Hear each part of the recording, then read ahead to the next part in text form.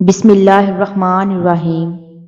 تہجد میں کیا گیا ہر سجدہ تمہاری دعا کی قبولیت کا ذریعہ بن جائے گا۔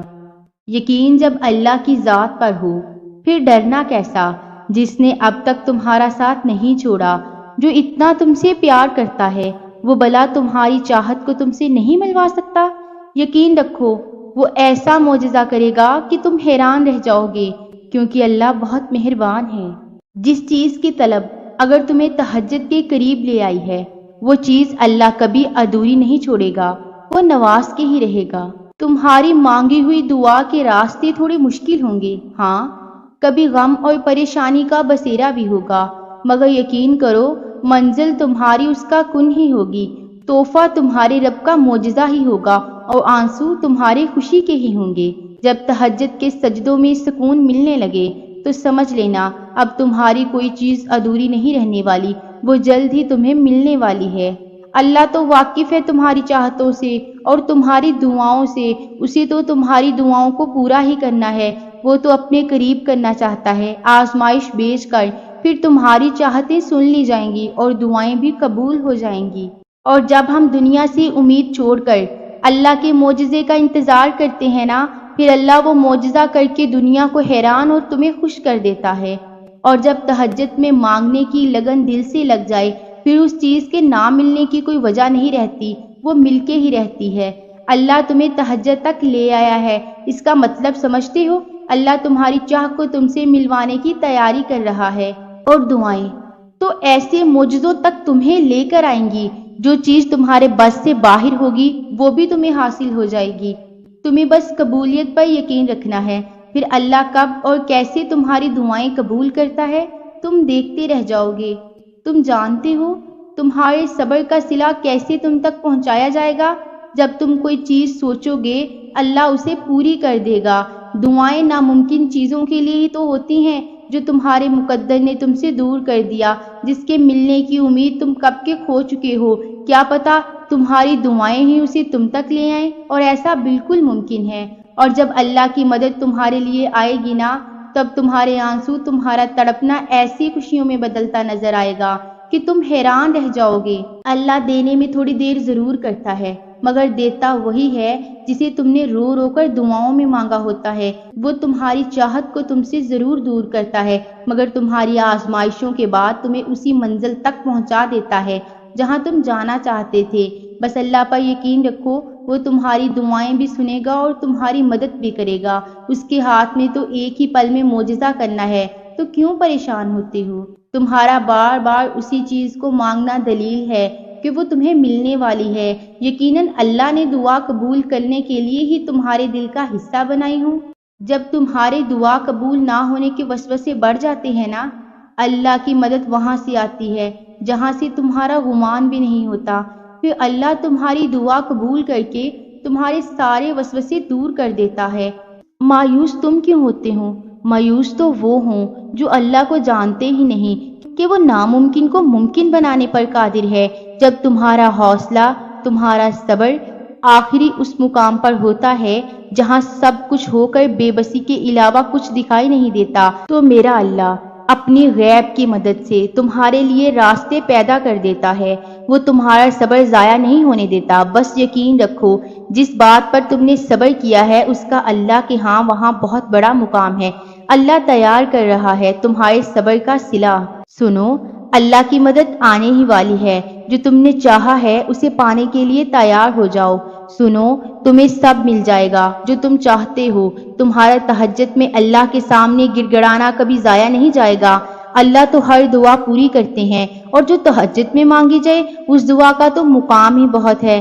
مایوس نہ ہوا کرو، اللہ تمہیں بہت قریب سے دیکھ رہا ہے، وہ جانتا ہے کون سی اذیت تمہیں توڑ رہی ہے۔ یقین جانو یہ تمہیں جوڑا جا رہا ہے۔ اللہ تمہاری دعا، تمہاری چاہت جلدی تمہیں لوٹا دے گا۔ جو دعا تمہیں تہجد تک لے آئے، اس دعا کے قبول نہ ہونے کے وسوسے دل میں کبھی نہ آنے دینا، کیونکہ جو مانگا ہے وہ تمہیں مل کر ہی رہے گا۔ تہجد کے وقت جو خیال بھی دل میں آ جائے اس کا قبول ہونا لکھا ہے۔ تہجد کے وقت ایسی کوئی چیز نہیں جو مانگنے سے نہ ملی ہو۔ جو چیز تمہارے لیے آزمائش بنی ہوئی ہے، اللہ تو وہ آزمائش بھی خوشی میں بدل سکتا ہے۔ تو تم سوچتے ہو تمہاری دعاؤں کا صلہ اب تک اللہ نے نہیں دیا؟ دراصل وہ دعائیں اللہ تمہاری چاہتوں کے مطابق کرنا چاہتا ہے، جبھی تو دیر کر رہا ہے۔ اللہ چاہتا ہے کہ تم اس سے مانگتے جاؤ اور وہ تمہاری ہر دعا کا جواب دے۔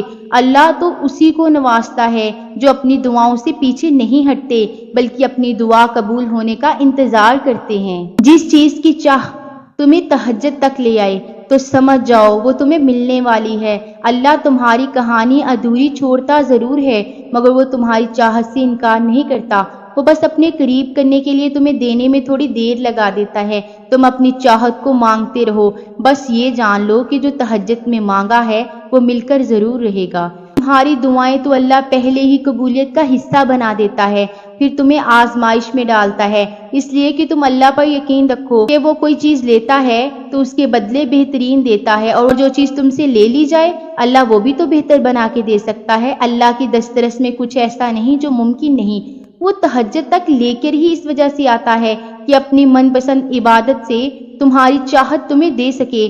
جب تم یقین کامل رکھتے ہو پھر وہ دینے کی اسباب بھی پیدا فرما دیتا ہے۔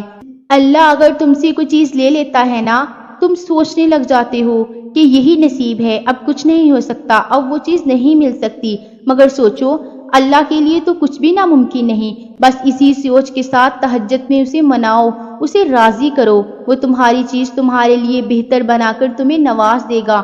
تم نے کیسے سوچ لیا کہ کچھ ممکن نہیں ہوگا؟